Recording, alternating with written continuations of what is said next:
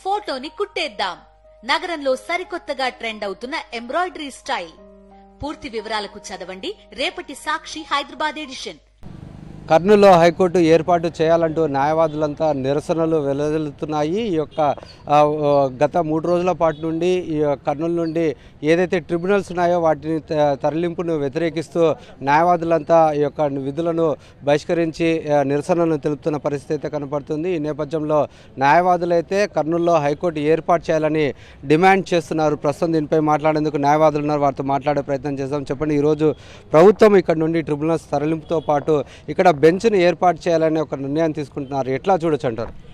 మేము బెంచ్ నిర్ణయాన్ని కర్నూలు జిల్లా న్యాయవాదులు మరి ముఖ్యంగా రాయలసీమ న్యాయవాదులు తీవ్రంగా వ్యతిరేకిస్తున్నాం. రాయలసీమ ప్రజానీకం 2 కోట్ల మంది భిక్షగాళ్ళం కాదు. పెద్ద మనుషుల ఒప్పందం ప్రకారం మేము ఇక్కడ పాలి భాగస్థులము. 2014లో ఎప్పుడైతే రాష్ట్రం విడిపోయిందో ఖచ్చితంగా రాజధాని కర్నూలుకే రావాలా, గుంటూరులో హైకోర్టు పెట్టాలా. అయితే ఈ యొక్క అన్ని సంస్థలలో మన అమరావతిలో పెట్టడం మేము ఏమాత్రం కూడా సహించము.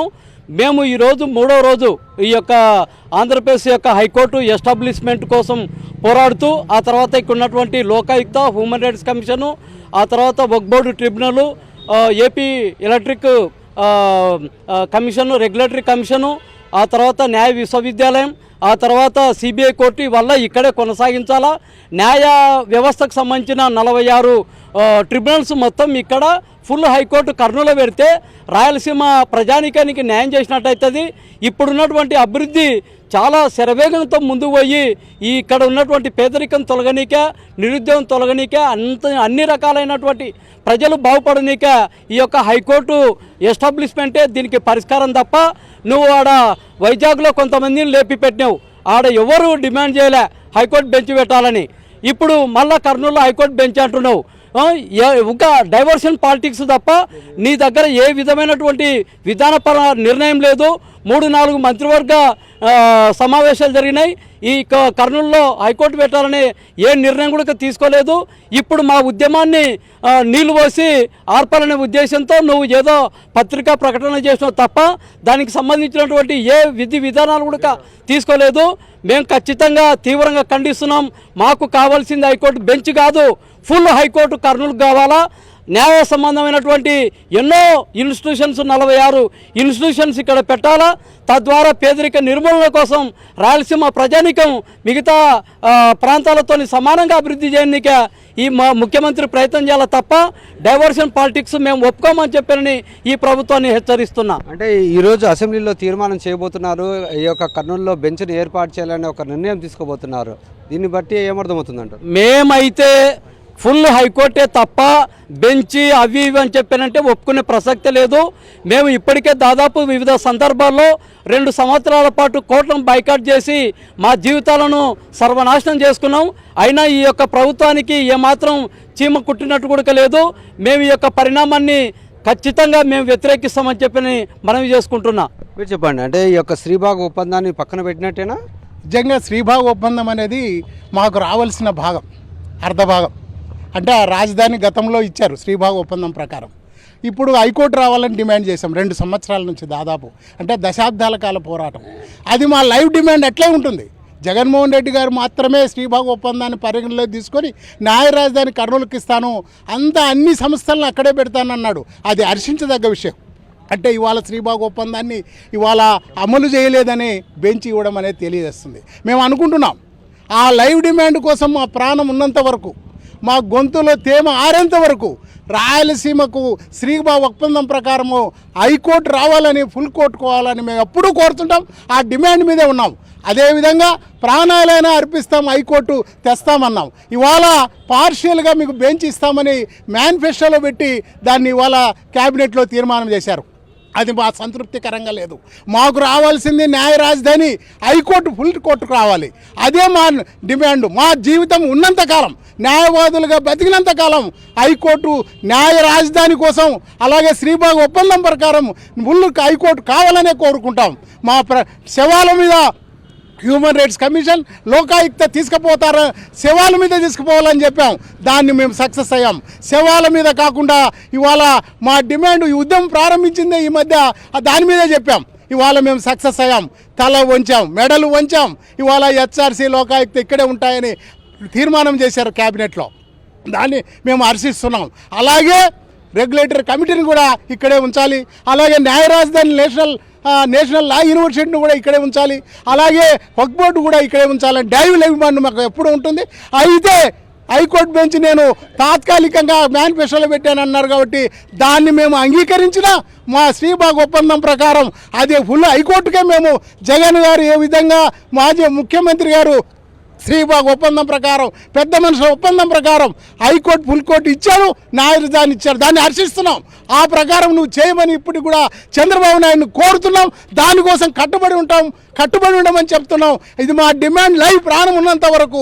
బెంచ్ ఇస్తున్నారంటున్నారు, అంటే హామీ ఇవ్వలేదు. ఇక్కడ కర్నూలులో హైకోర్టు ఏర్పాటు చేస్తామని హామీ ఇవ్వలేదు, అయితే బెంచ్ ఇస్తున్నారు. మరి బెంచ్ సరిపోతుందంటారా? కాదు, బెంచ్ ఎప్పుడు మాకు బిస్కెట్లు పంచినట్లే అని చెప్పాం.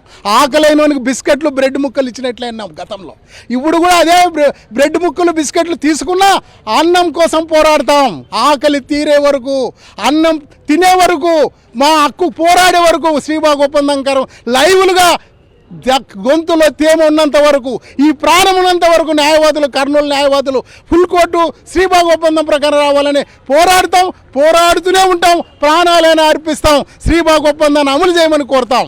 ఇవాళ ఈ బెంచ్ ఇవ్వడానికి కూడా మేము పార్షియల్గా అంగీకరించినా మేము మొత్తం సంతృప్తి చెందడం లేదు. ఇది బ్రెడ్ ముక్కలు బిస్కెట్లుగానే మేము స్వీకరిస్తాం. మా ఆకలి తీరదని మాత్రం శ్రీబాగ్ ఒప్పందం ప్రకారం ఫుల్ కోర్టు రావాలని మా లైవ్ డిమాండ్ కొనసాగించే వరకు ఉద్యమాన్ని కొనసాగిస్తాం. తాత్కాలికంగా ఇది వచ్చినా దానికోసమే పోరాడతామని చెప్తున్నాం. మీరు చెప్పండి, అంటే ఎట్లా చూడొచ్చు అంటారు? ఇప్పుడు కర్నూలులో బెంచ్ని ఏర్పాటు చేస్తామని ప్రభుత్వం నిర్ణయం తీసుకోబోతుంది, దీన్ని ఎట్లా చూడొచ్చు అంటారు? ఈ బెంచ్ నిర్ణయం అనేది కేవలం ఇందాక మిత్రుడు చెప్పినట్టుగాను అగ్గి మీద నీళ్లు చల్లడం తప్పనిచ్చి ఏది కాదు. ఇది కాలయాపన చేయడానికి న్యాయవాదుల ఉద్యమం తీవ్రతరం అవుతుందేమో, ప్రజా సంఘాలు కూడా దానిలో ఇన్వాల్వ్ అవుతాయి, ప్రజా ఉద్యమం అవుతుందేమో అని ఒక భయంతో కేవలం దీని మీద నీళ్లు చల్లడానికి అని చెప్పేసి ఒక స్టేట్మెంట్ ఇవ్వడం జరిగింది. ఇది ఆయన చెయ్యడు, ఖచ్చితంగా చేయడు. ఎందుకంటే ఆయన సీఎం ఉన్నప్పుడు ఇంతకుముందే బెంచ్ అనౌన్స్ చేశాడు, ఆయన ఇవ్వకుండానే పోయినాడు. అదేవిధంగా కాలయాపన చేసి దీన్ని ఇట్లానే ఈ ఉద్యమాన్ని నీరుగార్చే పద్ధతిలో పోతే కానీ అవుతుందని చెప్పేసి అనే ఉద్దేశంతో, కుట్రపూరితమైన ఆలోచనతో చంద్రబాబు నాయుడు ఈరోజు బెంచ్ అనే మాటను తీసుకొచ్చడానికి బెంచ్ కూడా ఇవ్వడు. ఇది జరగని పని, అది నేను చెప్తున్నది. మీరేమంటారు? ఇప్పుడు చూసుకున్నట్లయితే సిచ్యువేషన్ కర్నూలులో హైకోర్టు చేయాలని చెప్పేసి మీరు డిమాండ్ చేస్తున్నారు, అయితే ప్రభుత్వం ఆ తరపున ఆలోచించట్లేదు, ఎట్లా చూడొచ్చు అంటారు? కర్నూలు న్యాయవాదులు ఎప్పుడు కూడా హైకోర్టు బెంచ్ కోసం అడగల, హైకోర్టునే అడిగినారు. కాబట్టి నేను బెంచ్ ఇస్తాను, హైకోర్టు ఇవ్వనంటే ఎట్లయితుంది? అప్పుడు శ్రీబాగ్ ఒప్పందాన్ని పక్కన పెట్టినట్టే, చంద్రబాబు నాయుడు శ్రీబాగ్ ఒప్పందాన్ని తుంగలో తగ్గినట్టే. దీంట్లో ఏమాత్రం అనుమానం లేదు. బెంచ్ ఇస్తానంటే బెంచ్ ఇవ్వమని చెప్పేసి న్యాయవాదులు అడిగినారా? శ్రీబాగ్ ఒప్పందం అట్లా ఉందా? కాబట్టి శ్రీబాగ్ ఒప్పందం మేము ఒక రోజు రాజధాని అంటే ఒక చోట హైకోర్టు ఉండాలని చెప్పేసి, కాబట్టి రాజధాని అమరావతిలో పెట్టినాడు కాబట్టి కర్నూలులో హైకోర్టును ఏర్పాటు చేయాలి. అప్పుడే శ్రీబాగ్ ఒప్పందాన్ని గౌరవించినట్లు. నేను బెంచ్ ఇస్తానంటే శ్రీబాగ్ ఒప్పందాన్ని తుంగలో దొక్కినాడని అర్థం అది. కాబట్టి రెండోది, న్యాయవాదులు ఎప్పుడు కూడాను మాకు బెంచ్ ఇవ్వండి, బెంచ్ ఇస్తే సరిపోద్దని చెప్పేసి ఎప్పుడనిలే. మరి అన్ని ప్రాంతాలను అభివృద్ధి చేస్తానంటే చంద్రబాబు నాయుడు ఏ ప్రాంతం అభివృద్ధి చేస్తూ ఉన్నాడు? బైఫర్కేషన్ టైంలో ఇక్కడ అసెంబ్లీ పెడతానని చెప్పినాడు, అసెంబ్లీ ఇచ్చినాడా? ఇవ్వాలా. అక్కడ ఇండస్ట్రియల్ హబ్ ఏర్పాటు చేసినాడు, ఇనాగ్రేట్ చేసినాడు. ఒక్కొక్క ఇండస్ట్రీ అన్నా వచ్చిందా? రాలే. సాగునీటి జిల్లాలు ఏమైనా రాయలసీమ జిల్లాలోకి వచ్చినాయా? రాలే. కూలి పనులకు పోతున్నారు, ఈరోజు కట్టెలు కట్టుకొని బతుకుతున్నారు, ఈరోజు వలసలు పోతున్నారు ప్రజలు ఇక్కడి నుంచి. మరి ఇవన్నీ దృష్టిలో పెట్టుకొని మీరు ఏం డెవలప్ చేసినారు రాయలసీమ జిల్లాలకు? రాయలసీమ ముఖ్యమంత్రి వేయండి, 4 సార్లు ముఖ్యమంత్రి వేయండి, రాయలసీమని ఏం డెవలప్ చేసినావు? యా ఫ్యాక్టరీలు తీసుకొచ్చి పెట్టినావు, యా సాగు జిల్లాలను ఇక్కడ రాయలసీమ ప్రాంతానికి తీసుకొచ్చినావు, ఎక్కడే పొలాలను సుస్థామాలను చేసినావు. కాబట్టి ఇవన్నీ కూడా మీరు దృష్టిలో పెట్టుకొని రాయలసీమను డెవలప్ చేయాల్సినటువంటి బాధ్యత మీ భుజస్కంధాలపైన ఉంది. ఒక హైకోర్టు బెంచ్ ఇచ్చినంత మాత్రాన ఏదో శంకర్దాదా ఎంబీబీఎస్లో ఒక డైలాగ్ ఉంది, paste the house not festival అని చెప్పేసి. ఏమి ఆ డైలాగ్ అని కాదు, కానీ మీరు లెటర్ ఇచ్చినంత మాత్రాన ఇక్కడ హైకోర్టు బెంచ్ ఏర్పాటు చేసినట్టు కాదు.